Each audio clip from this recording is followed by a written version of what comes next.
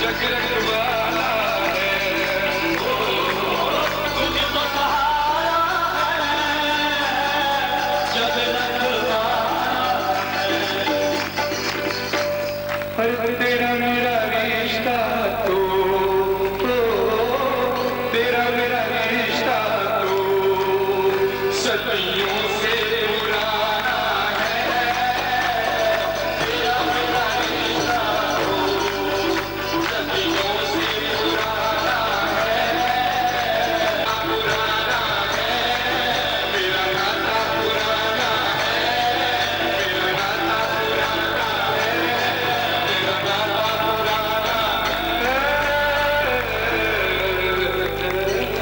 जो आप लोग जय घोष करेंगे, क्योंकि आप में से प्रत्येक गुरुदेव के शिष्य हैं और आप में से प्रत्येक को जय घोष माध्यम से इन्हीं भाव को व्यक्त करना है। आज के आनंद की सिद्धांत संघ परिवार की हर हर महादेव।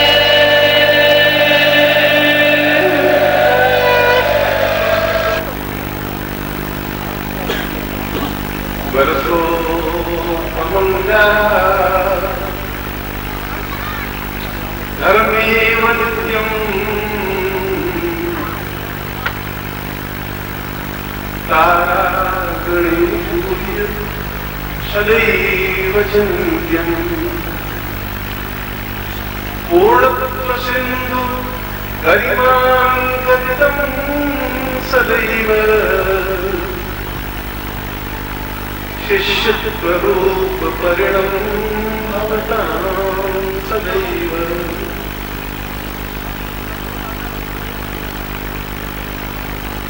यह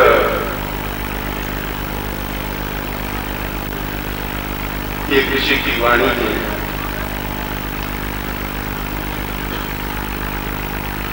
और ईश्वरी शब्द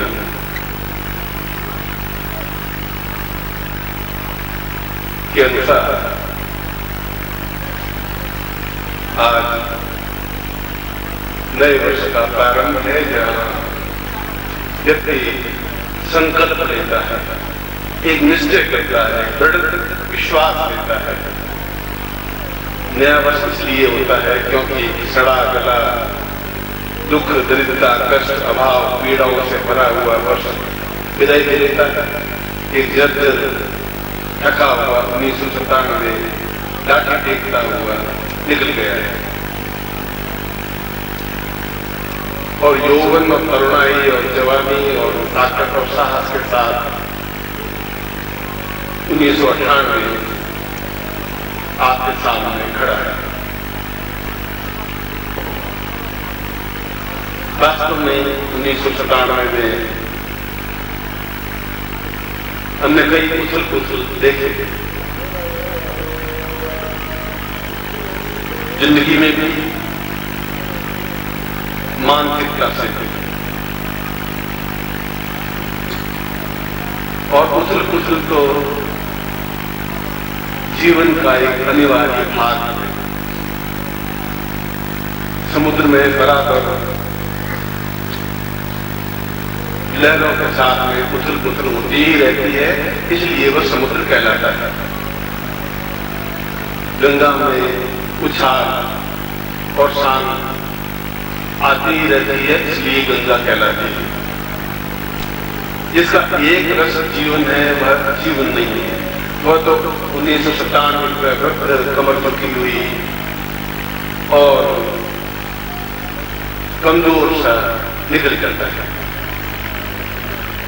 मगर हम उम्मीद करते हैं इसलिए प्रत्येक वर्ष जो काम हम नहीं कर पाए वो 1998 में इस संकल्प के साथ अपने गुरुदेव के साथ संपन्न करें, जिससे कि हम एक यौवनवान स्फूर्तिवान तेजस्वी और एक दिव्य व्यक्तित्व बन सके। पिछले 5 वर्षों में आप में बहुत अधिक अंतर आया है, एक सुखद अंतर आया है। सुखदायक अंतर आया है। मैं आपकी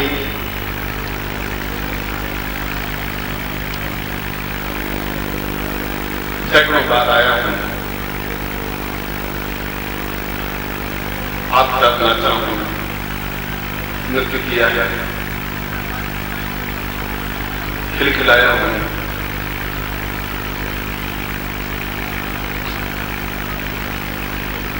और आपके सुख दुख में भागीदार रहा।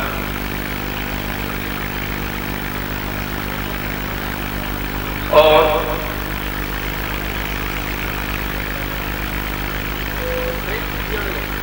अभी कई वर्षों तक आपके साथ इसी प्रकार से आपके सुख दुख में भागीदार होता हुआ कार्य करता रहा।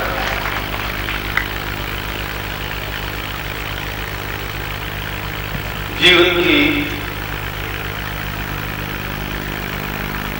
दो स्थितियां होती हैं जीवन की, यह मैं पहले भी आपको बता चुका हूं कि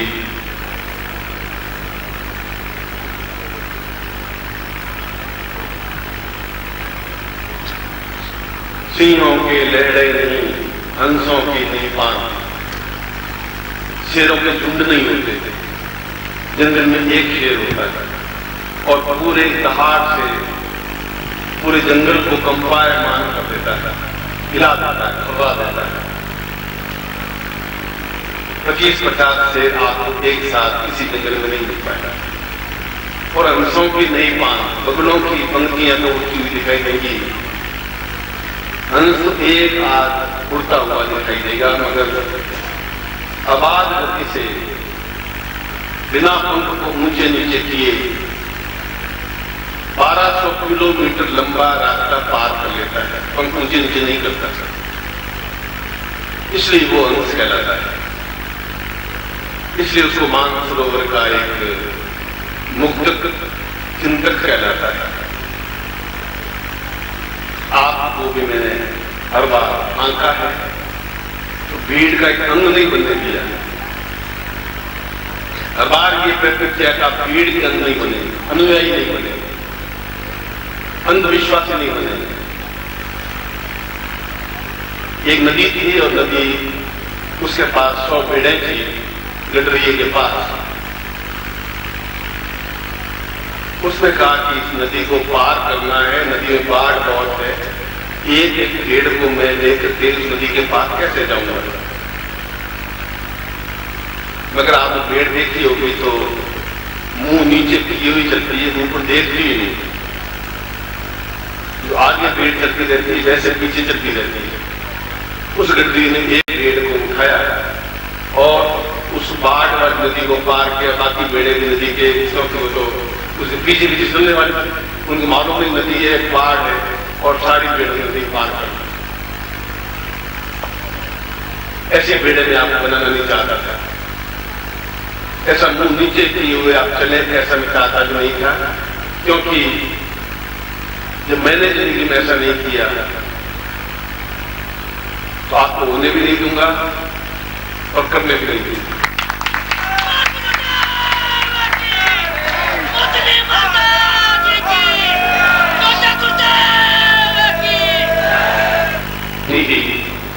गले के नीचे उतारेंगे और कहलाएंगे तो नाटक सिंह माली के शिष्य ही कहलाएंगे।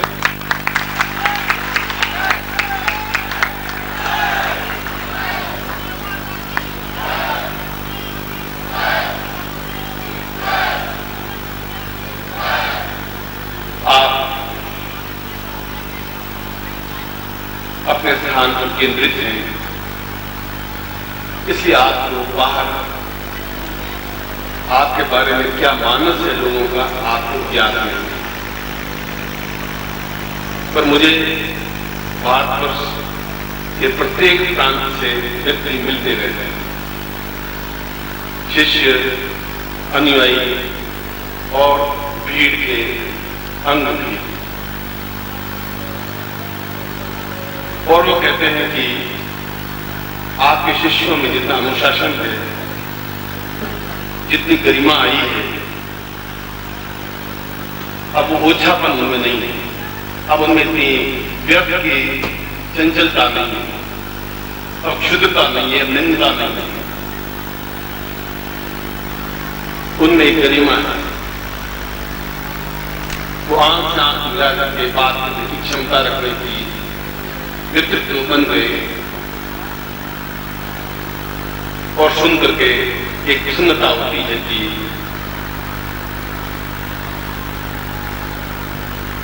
मैंने बबूल के पेड़ नहीं बोए थे, मैंने आम और उच्च कोटि के सुगंध युक्त पेड़ बोए थे और वो ही मेरे सामने बैठे हुए हैं।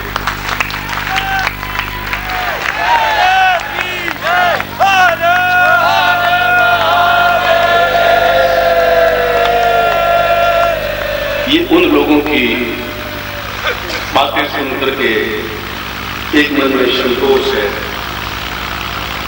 सही अर्थों में संतोष, एक आनंद की उपलब्धि है, सही अर्थों में आनंद की उपलब्धि है। क्योंकि मैं यदि एक भी बबूल का पेड़ भी से बन जाता तो 100 लोगों के पैरों में कांटा गिर के चुभता था।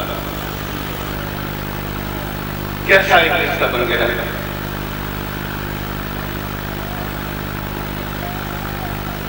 एक ऐसा अटूट बंधन का रिश्ता बन गया है जहां आप मुझे देखे बिना या मेरे बिना रह नहीं सकते थे, और एक ऐसा पवित्र और माधुर्य युक्त रिश्ता बन गया है कि मैं आपको मिले बिना रह नहीं सकता। धन्यवाद।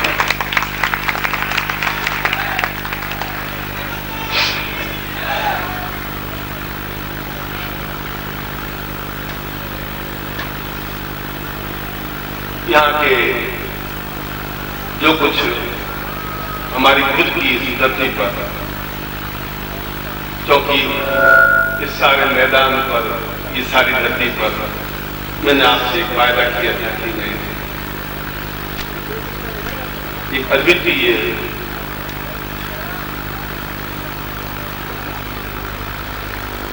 अस्पताल बनाऊंगा। मैं अपने वायदे पर दृढ़ हूं और उसी के लिए आगे बढ़ रहा हूं। मैंने आपको कहा था कि एक मंदिर का निर्माण करूंगा और उसका कार्य प्रारंभ कर चुका हूं। मैंने आपको कहा था कि जोधपुर में जहां आप साधनाएं करते रहे हैं वहां एक अद्वितीय मंदिर का निर्माण करूंगा और उसका कार्य प्रारंभ हो चुका है।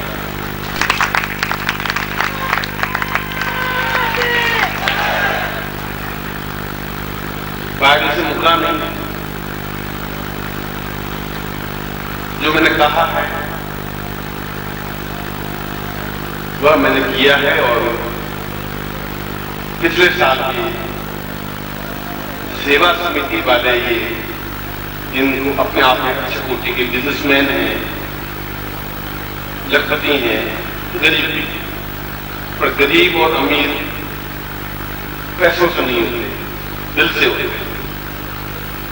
जिनके पास दिल नहीं है, धड़कन नहीं है, प्राणों की ऊष्मा नहीं है, उमंग नहीं है, चेतना नहीं है, वे अमीर के घर में जन्म लेकर के भी दरिद्र से गए बीते होते हैं। और जहां एक प्रेम का प्रवाह है, कई बार मैं खुद देखने उन पर डांट देता हूं कि बड़े आदमी बन गए तो मिलते नहीं, क्या बात है। कई बार मैं उनको कह देता हूं कि मैं आता हूं और तुम्हारा पूजन मैं कर लूंगा, तभी तुम आ पाओगे, क्योंकि मैं रह नहीं पाता।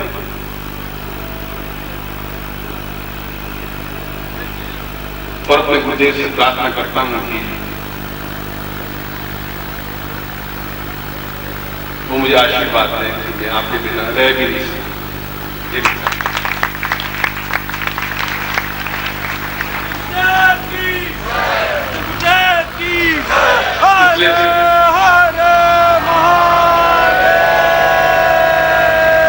पिछले साल की इन सेवा समिति वालों ने 1 जनवरी को एक विशाल मंडप बना करके हमें एक स्थान दिया, मिलने का, बातचीत करने का अवसर दिया। परिश्रम किया वो आपके सामने। जब आप दौड़ेंगे तो मैं आपके पीछे खड़ा, जब आप रुक जाएंगे तो मैं धक्का दूंगा ज्यादा से ज्यादा। अगर पैरों में ताकत नहीं होगी तो आप गिर जाएंगे, पैरों में बल और ऊर्जा होगी तो आप 2000 मीटर दौड़ सकेंगे।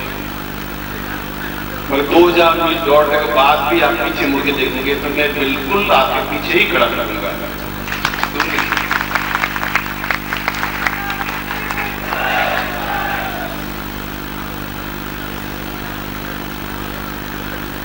बीच में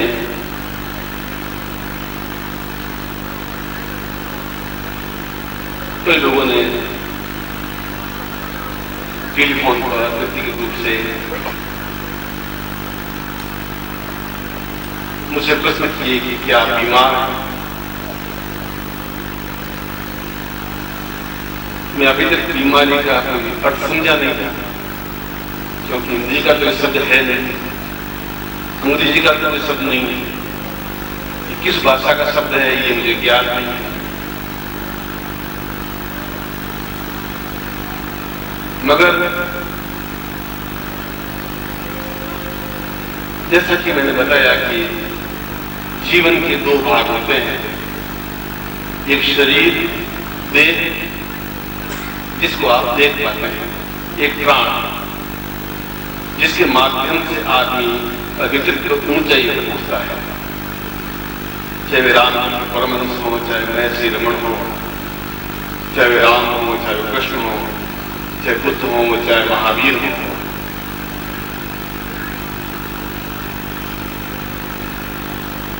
शरीरम व्याधि मंदिरम, शरीर व्याधि के लिए मंदिर की तरह होता है।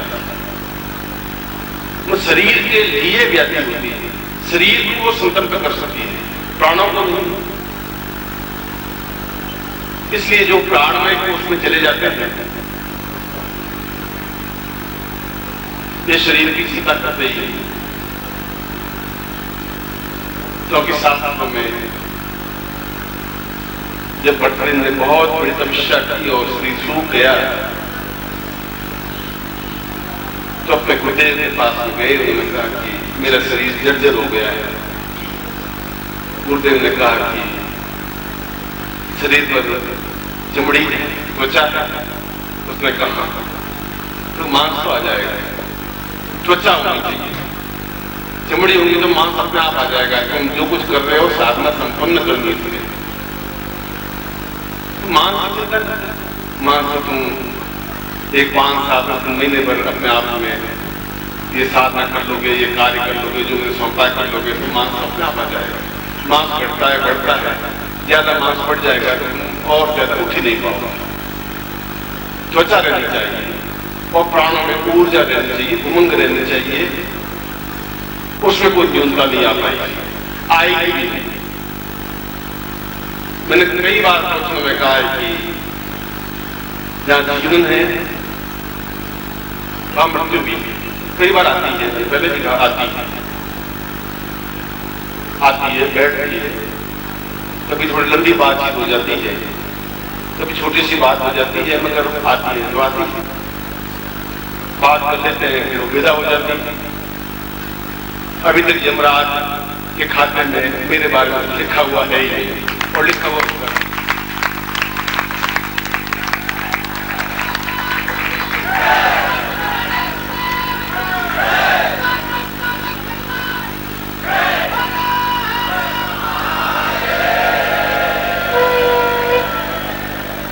क्योंकि वह यम है, देखा है मैंने तो उससे भी बड़ा मेरे पास संयम है, और जहां संयम है वहां यम कुछ नहीं कर सकता।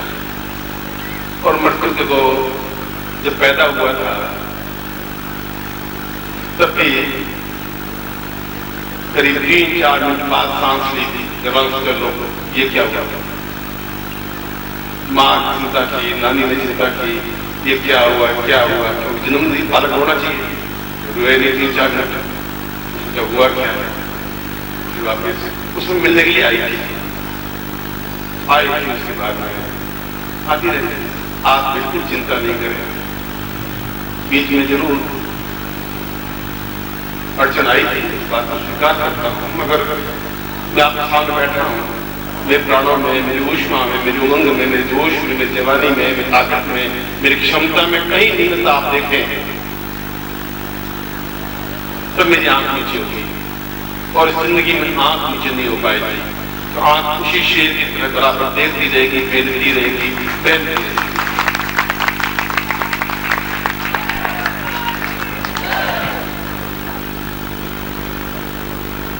और मेरा स्वभाव इस बात की ऐसा ही रहा कि मृत्यु के अंतिम किनारे पर पहुंच करके कि जहां एक पग बाकी रहता है वहां से वापस लौट रहा हूं, देखते इस रास्ते के अंतिम छोर क्या है। और ऐसा जिंदगी में एक बार नहीं हुआ, 100 बार हुआ है,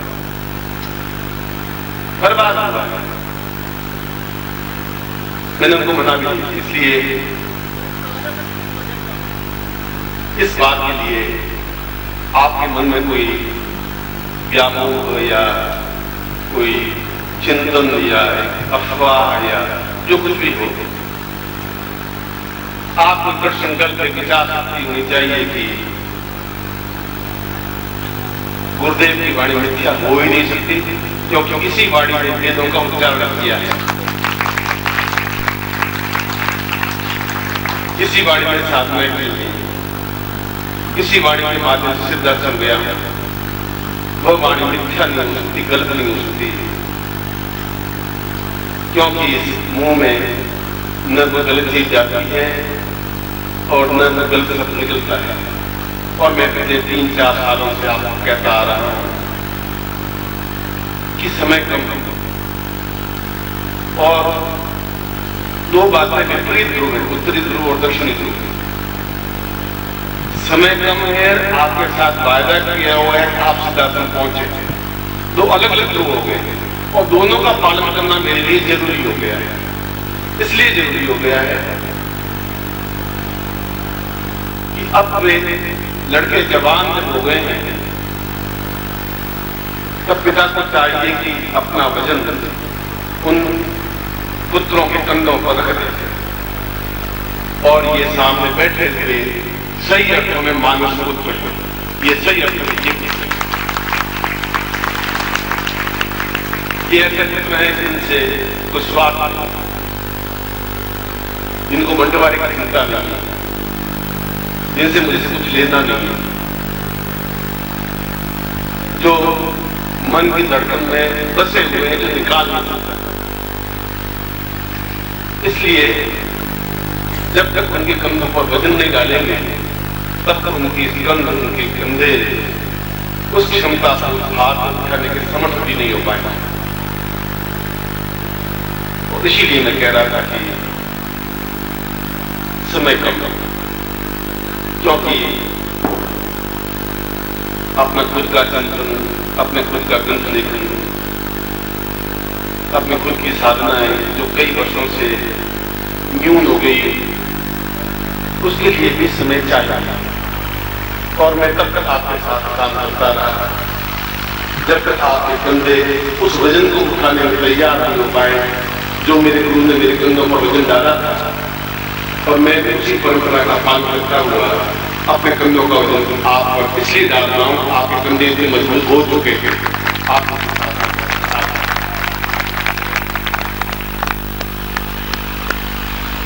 आदमी अपने आप को पहचानता नहीं है, शिष्य अपने आप को मेरे कंधे मजबूत है कि नहीं है, मैं कमजोर हूं, कायर हूं, बुद्धिल हूं, कि कुछ हिम्मत है, कि गरिमा है कि नहीं है। जब उसको छोड़ देते हैं, मछुआरे के यहाँ जो समुद्र में मछलियां पकड़ते हैं, जब बालक 27 दिन का होता है, केवल 27 दिन का, तो हमारे दिल्ली में और जोधपुर में आसपास को कंबल में ढकेल के रखते हैं कि कहीं सभी नहीं लिखा, और वे पिता उस बच्चे को उठाकर समुद्र में फेंक देते और सारे परिवार वाले ताली बजा के देखते रहते हैं। नाक में फंस जाता है, मुंह में पानी जाता है, वो फड़फड़ने लग जाता है, आंख भागने लग जाता है। 2-3 मिनट ऐसी क्रिया होती है। फिर उसको दोनों पैरों से उठा करके लड़के को उल्टा लटका के मुंह से पानी निकाल करके बाहर वापस बिठा देते हैं, गोदी में ले लेते हैं। इसलिए कर लेते हैं अब ये समुद्र से डरेगा, अब भयभीत नहीं होगा। अब इसको मालूम पड़ गया कि मुझे क्या जानने करना है, घबराता होगा। इसलिए आपको अपना खुद का ज्ञान नहीं है कि कितनी ताकत, कितनी क्षमता आ चुकी है। बस थोड़ी सी एक चलान बाकी है। एक वायदा तो मैंने ये किया था कि ये प्रत्येक क्षण आपके साथ रहता हुआ समय जो कम है और जो कुछ समय अपने अपने स्वयं के लिए आपके कल्याण के लिए करना चाहता हूं, वह भी आवश्यक अंग है। जब ये आवश्यक अंग है, जब विवाह आवश्यक अंग था, जब गृहस्थ बसाना आवश्यक अंग था, जब संन्यास में पूरे हिमालय में नंगे पांव चलना भी आवश्यक था, जब 7 स्थितियां प्राप्त करना आवश्यक था, जब सिद्धार्थ समझाना आवश्यक था, जब गुरु की आज्ञा का पालन करना आवश्यक था, तो ये भी आवश्यक है कि मैं खुद के स्वाध्याय के लिए, खुद की साधना के लिए समय दे पाता, क्योंकि मैं आपको समुद्र में फेंक करके देख चुका हूं। अब ये पूरे संसार का समुद्र और ये कीड़े मकोड़े, ये आपका भाई समुद्र से आप कुछ बिगाड़ नहीं सकते, कुछ नहीं।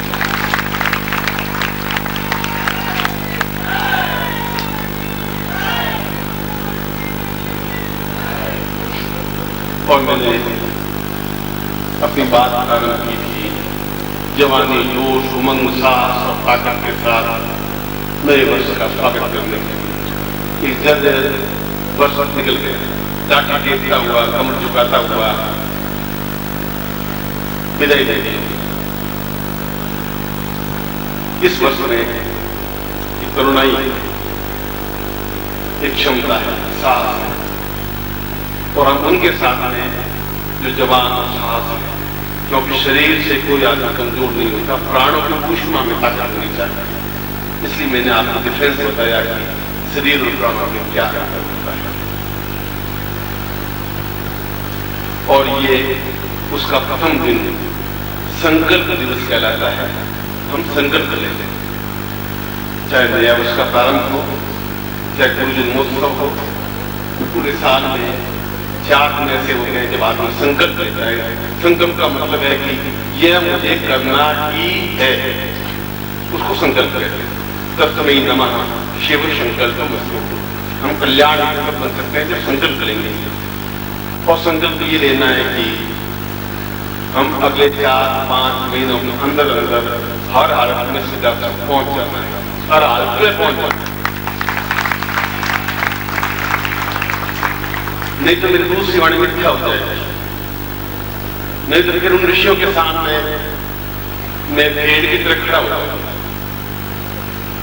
नहीं तो जन से मुस्कुराएंगे जब नीचे झुकी रहेगी। और ऐसा आज हुआ ही नहीं, ऐसा होगा भी नहीं, क्योंकि मैं आपको पढ़ चुका हूं, देख चुका हूं, विश्वास कर चुका हूं, और अगले 6 महीनों के अंदर अंदर उस कार्य को संपन्न कर लेना है। क्योंकि 6 महीने फिर मैं आपको देता हूं कि आपके साथ में हूं। यूं तो मैं 20 साल के साथ हूं, 50 साल के साथ हूं, पर धीरे धीरे आपके ऊपर, आपके कंधों पर वजन डालता जा रहा है, और आप उठाने में समर्थ है, सक्षम है, उठा सकते हैं। या आपका चेहरे का दर्द, या आंखों की गरिमा, या आपका प्रेम, ये मेरे प्रति अपनत्व। आज संसार में सिद्धार्थ के योगी भी होंगे, पर इतना प्यार कहीं मिला ही नहीं होगा उनको।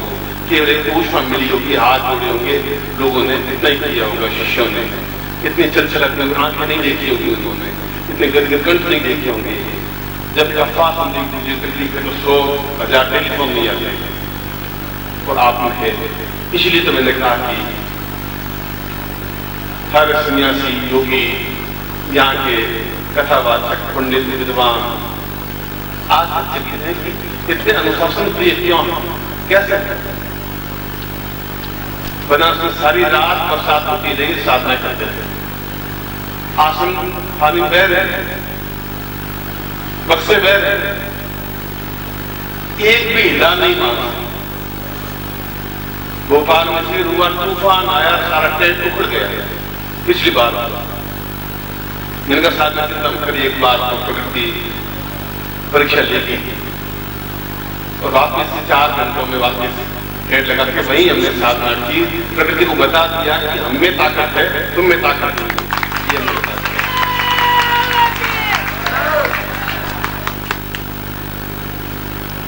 यहाँ पर 2 दिन तक 4 डिग्री सेल्सियस सर्दी रही और बरसात होती रही। यहाँ के आयोजक पत्थराते रहे। वो अपना काम करेंगे करेंगे। जब मेरे साधक आ जाएंगे, धूप आएगी, आनंद के साथ बैठेंगे, तो मुझे स्वीकार करेंगे, कहीं घबराने की जरूरत नहीं।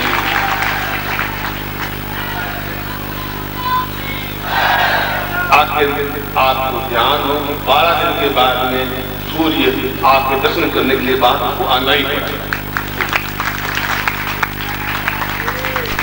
दिल्ली वालों की वजह से वो नहीं आ पाया, 12 दिन तक आए ही नहीं। वहां गिरा रहा भगवान का बेटा। आप आए, जो ही आप एक एक करके आने लगे, जो बिल्कुल मतलब ऊपर को तो उसी गर्मी थी। मैंने कहा कि ये साधना का बल है, ये शिष्टता का बल है। मैं उन देवता को प्रणाम करता हूँ। मैं फिर भी प्रत्येक व्यक्ति देवता है, प्रत्येक व्यक्ति ब्रह्म, प्रत्येक शिष्य अपने आप में सूर्यवत है। एक सूर्य क्या करेगा, जब सूर्य जब उदय हो गए, एक सूर्य नाच हो गए। और हमारे पास आज एक रात है और हमारे पास सिर्फ 12 घंटे हैं और हमारे पास केवल 7,200 मिनट सिर्फ। और हमारे बहुत लंबा रास्ता है कि गुरुदेव ने आज्ञा दी है कि सिद्धाश्रम पहुंचना है। और प्रत्येक मिनट का उपयोग इसलिए करना है कि आज का दिन एक संकल्प दिवस है। आज का दिन आपके साथ पूरी तरह से सिद्धता और शक्ति प्राप्त करने का दिवस है। इसलिए आज ये वे दीक्षाएं ही मैंने आज लिखी हैं जो इससे पहले लिखी नहीं। क्यों नहीं लिखी? इसलिए उसकी मुझे विचार था कि अभी 2-3 साल बाद नहीं देंगे, मगर अब मैं गुरु पूर्णिमा से पहले ये सारे दूसरे शब्द या दूसरे रचनों को भी पालन कर लेना चाहता हूं। मगर आपका साथ होना चाहिए, सहयोग होना चाहिए। जो जवान लड़का कंधे से कंधा मिला के खड़ा हो जाता है तो समझना चाहिए जवान। हमारे राजस्थान में कहावत है कि बाप के जूते बेटे के पैर बराबर आ जाते हैं तो बाप को बिल्कुल शांति से बैठ रहना चाहिए, बेटों के कंधों पर वजन डाल देना चाहिए। उसके बाद जब पिता काम करता है तो गलत आप तो मैं कैसे कुछ मानता नहीं है। बस इतना है कि एक क्षण भी में आप सोचते होंगे कि दिखाई नहीं दी, थोड़ा सा आप देखें तो मेरा आपसे 1 सेकंड अलग हो गई। इसलिए आज के संकल्प दिवस पर जहां ईसा उसने त्याग किया, सूली पर टंग गया, कीड़े ठोकती गई, हाथों मेरे पैरों में खून से लहूलुहान हो गया, मैं उसको उफ नहीं की। उसने कहा कि मैं अन्याय नहीं करूंगा, अन्याय होने नहीं दूंगा।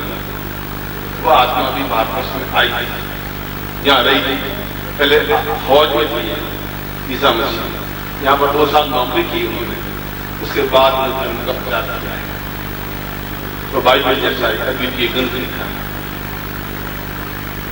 ये श्री कृष्ण के साथ भी एक क्षण ऐसा भी था कि कृष्ण जैसा अहंकार ताकत के साथ कहता दुर्योधन हिम्मत है तो आज मुझे मार के बताता मैं खड़ा।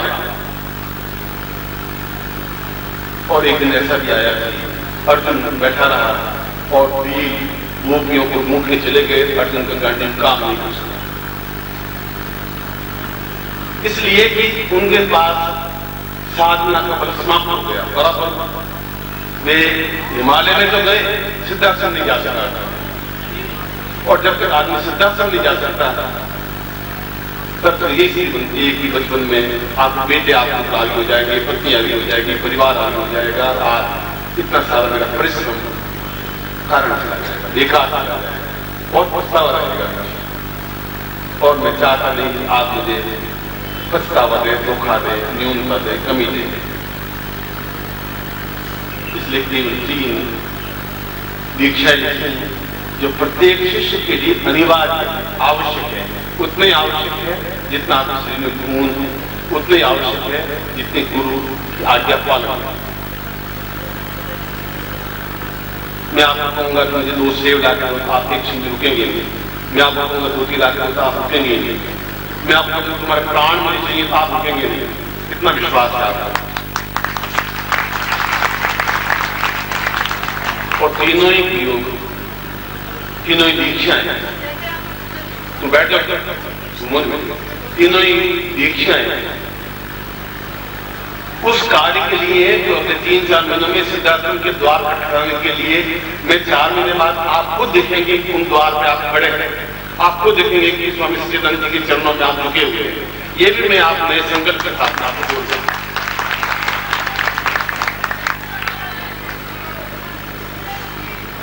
इस एक करके उतना ही कार्य मुझे आपको देना है, 2 प्रयोग देने हैं, सिर्फ 3 दीक्षाएं देनी है बस। और इतना देने के बाद में सम्राटाभिषेक, शिष्याभिषेक, राज्याभिषेक और सम्राटाभिषेक आपने अधिकांश लोगों ने तीनों में भाग लिया है। और बड़ी कठिनाई के बाद में सम्राटाभिषेक दीक्षा दी जाती है। वह सम्राटाभिषेक से संबंधित माला वो जिस पिताजी है वह आप पहले गर्व के साथ जिससे कि आप उस अद्वितीय स्थान को देख सके जहां करोड़ों करोड़ों उच्च कोटि के देवता, गंधर्व, अप्सराएं, गुरुदेव और ऋषि मुनि, योगी, यति, सन्यासी हैं। और पूर्ण करुणाई के साथ, दर्द के साथ मैं वहां आपके बीच में खड़ा था। उस क्षण का कल्पना नहीं की जा सकती।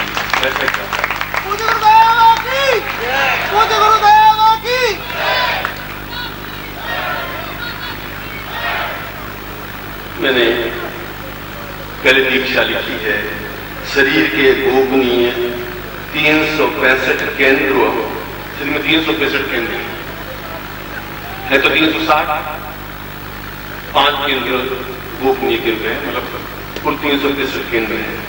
उनको जागरण हो जाए तो वह आदमी पूर्णता के साथ दौड़, उनके पांवों में आत्मिक बल आ जाए। शारीरिक बल तो है, आप आत्मिक बल नहीं है। ये सम्राटाभिषेक में ही दी जा सकती है, न इससे पहले न इससे बाद। और दूसरा, वापिस नया वर्ष भारतीय गणना से देखें चाहे और गणना से देखें, 365 दिन बाद ही नया साल आएगा।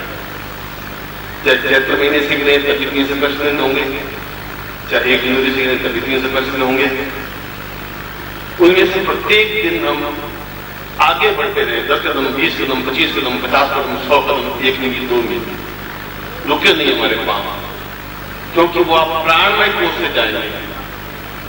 शरीर में कोष है नहीं है, पूरा शरीर अपने आप अंगूठे के आकार का बने और प्राणमय कोष में चला जाएगा और जाकर के उस स्थान पर वापस पूरा शरीर धारण कर लेते। देखिए आपको वो कवर शरीर वहां, ये तो ठीक है, जैसे सामान हमें लगेज दे दिया हवाई जहाज में, हम बैठ गए, जहां स्टेशन में उतरे आपको लगेज वापस मिल गई। और तीसरी दीक्षा मैंने लिखी है कि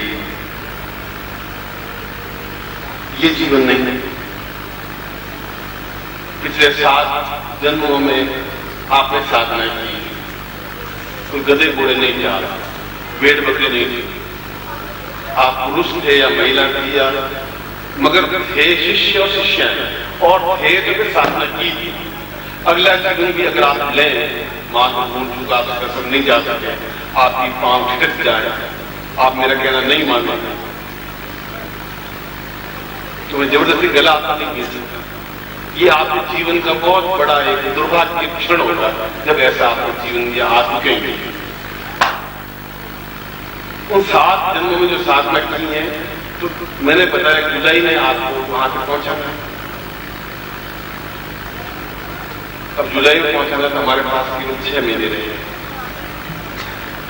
तो जो आपने पिछले जीवन में साधना की है, उसमें आपको फल नहीं मिल पाएगा किसी वजह से।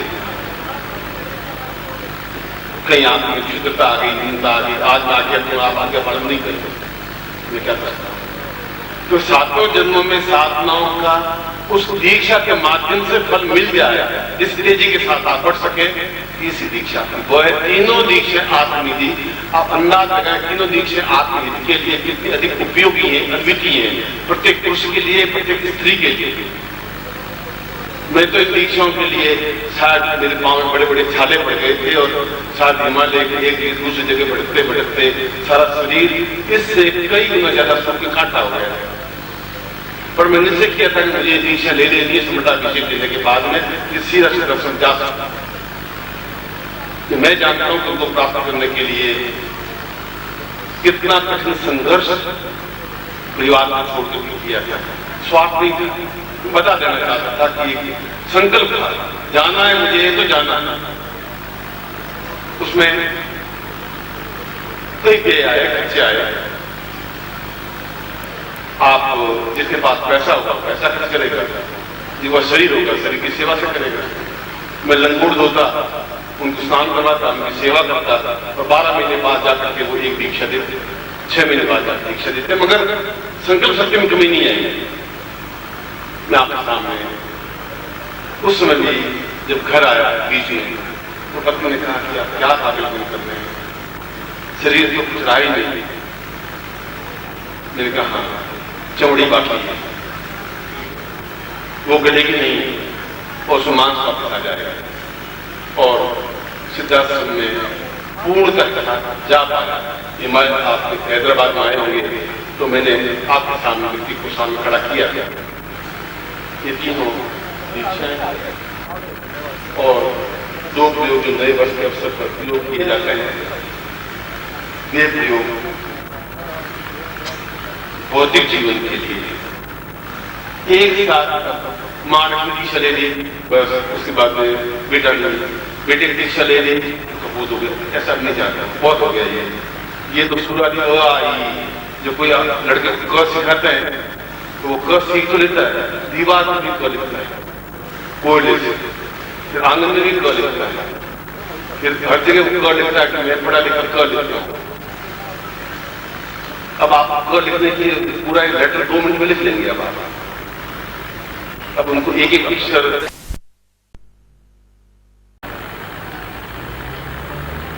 दोनों गुरु का है, क्योंकि गुरु की पत्नी गुरु हो या अच्छी हो, गुरु पत्नी ही कहलाएगी। गुरु के पुत्र हो वो गुरु ही कहलाएगा। दुकानदार ही कहलाएगा। हाँ, दुकानदार को सिखा था पूरी चीज कैसे ईमानदारी सिखा। पिता का धर्म है कि एक भी पैसा अकारण इनका नहीं जाता, और इसीलिए मैंने याद किया है। इसलिए नहीं कि मुझे कोई एक बारिश बनाना है पीछे, पर आपकी आंख मेरे प्रति जितनी नम्र है, चरस्पर्श करिए, उतनी इनके प्रति भी होनी चाहिए। आप में से भी कोई गुरु बन सकता है, कोई इनका ठेका नहीं। आप में से भी मैंने वहां हैदराबाद में स्वामी जी खड़ा किया था। आप सीधा फिर क्या होता आपने, ये तो पंजाब के एक प्रोफेसर थे, आपके सामने उदाहरण रखे थे, वो आज गुरु बन सकते हैं। मगर गुरु बनने में कांटे ही कांटे, शिष्य बनने में जो आनंद है उससे कोई तुलना हो ही नहीं सकती। शिष्यता अपने आप में सेवा है, और सेवा करना अति कठिन कठोर रहा। सबसे कठोर शिष्य बनना सेवा करना है। इस दिन समय में बहुत कम होगा। एक रात्रि कोशिश करता हूं कि आज रात में ये सब काम, केवल 5 काम कंप्लीट कर सकूं। इसलिए आपको जब आधे घंटे का टाइम दें, आधे घंटे में उस काम को कर लें, या 40 मिनट टाइम दें, 40 मिनट में काम कर लें। फिर आप घूमते घामते इधर चाय पीते हुए, जूते कप पीते हुए, फिर आप टहल करते हुए सोचें कि साला क्या होगा इससे। ऐसे शिष्य आप नहीं बने तो ज्यादा अच्छा है। और मैं ऐसे शिष्य और भीड़ को चाहता नहीं, 1 रहे, 2 रहे, 10 रहे, मगर क्षमता के साथ कर लें। जो गुरुदेव चाहेंगे वो अपना उन्होंने कह दिया हमें करना है।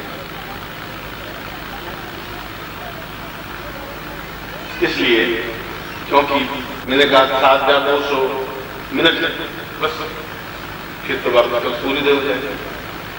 कई लोगों के रिजर्वेशन होंगे, कई लोग सुबह गाड़ी में जाना चाहेंगे। इलेक्ट्रिक पूरा 100% यही करूंगा, आज रात की कोई हम करें। और सर्दी मुझे तो लग रही है, गर्मी लग रही है,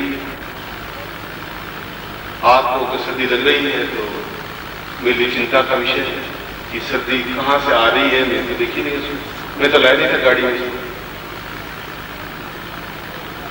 सर्दी गर्मी मानसिक बात होती है, बहुत दुखी हूं, टेंस बहुत है, शराब पीने, सिगरेट पीने, टेंस तो एक शब्द, शराब पीने से और सिगरेट पीने से टेंस मिटता हो तो फिर टेंस शब्द बनेगा ही नहीं।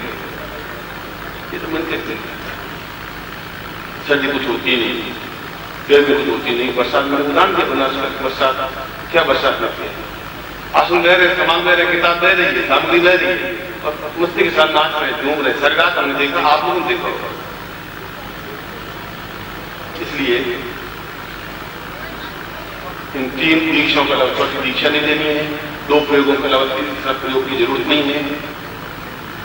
और वह आज 12 बजे, 1 बजे, 2 बजे तक संपन्न कर लें। और जितना भी टाइम लगेगा आपको, उतना यहाँ के आयोजक को जो है, जो गुरु हैं, उनको उतना टाइम आपको दें, उनको क्षमता में दी।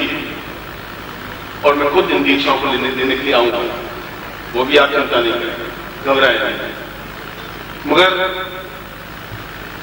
यदि किसी को इस काम के लिए पिछले 6 महीनों से साल भर से तैयार करता हूं कि तुम्हें इसमें पारंगतता प्राप्त करनी है, तो मैट्रिक तो मेरे चाचा जी ने भी की थी, मेरे पिताजी ने भी की थी, फिर मैंने भी की, फिर मेरे लड़कों ने भी की। अब मैट्रिक तो सर्टिफिकेट तो हमारे पास है। अब ये थोड़ी कह सकते हो कि मेरा दिन की आप मैट्रिक कर ही नहीं सकते।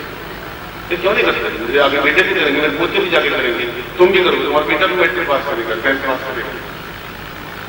एक कसौटी है, एक ज्ञान उतना प्राप्त होना चाहिए, उससे ज्यादा ज्ञान दिया है।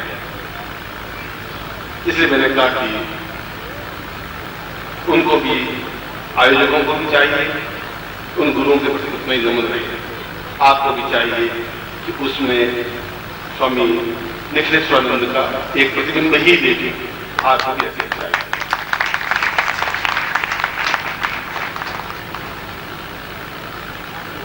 मैं और मेरी पत्नी और मेरे परिवार और जो उपस्थित शिष्य हैं और जो अनुपस्थित शिष्य हैं, उपस्थित योगी यति सन्यासी है, अनुपस्थित योगी यति सन्यासी है, और परम अत्यंत प्रातस्मरणीय परम गुरुदेव को स्मरण करता हुआ उनकी तरफ से आपको आशीर्वाद देता हूं और मेरे परिवार की तरफ से आपकी शुभकामनाएं करता हूं। ये रात्रि आपके जीवन की एक अद्वितीय रात्रि बने। और जो मैंने आज संकल्प लिया है कि जुलाई तक ये कार्य संपन्न करवा दूं, आप उसमें मुझे साथ दें। मैं इस कार्य को भी संपन्न कर लेता हूं और मैं आप आशीर्वाद दे रहा हूं कि आप इस कार्य को पूर्णता के साथ कार्य संपन्न करें। बीच बीच में आऊंगा, ये कार्य बराबर गतिशील बना रहेगा। आप भी उतनी तेजी दिखाएंगे, इनको उतनी क्षमता के साथ अपना आत्मिक बल, साधना बल देकर आप पूर्ण कर देंगे। एक बार फिर पत्नी की तरफ से भी इसलिए कि वसु दुख में साथ आपको आशीर्वाद देता हूं, आप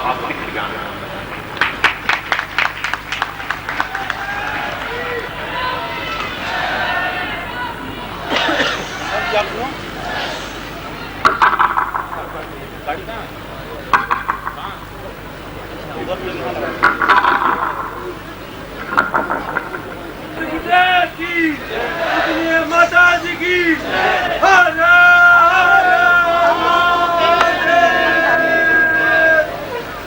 सिद्धार्थ समझाने का रास्ता तो सिद्धार्थ समझाने का रास्ता आसान है, यहाँ से वहां तक जाना बहुत कठिन है।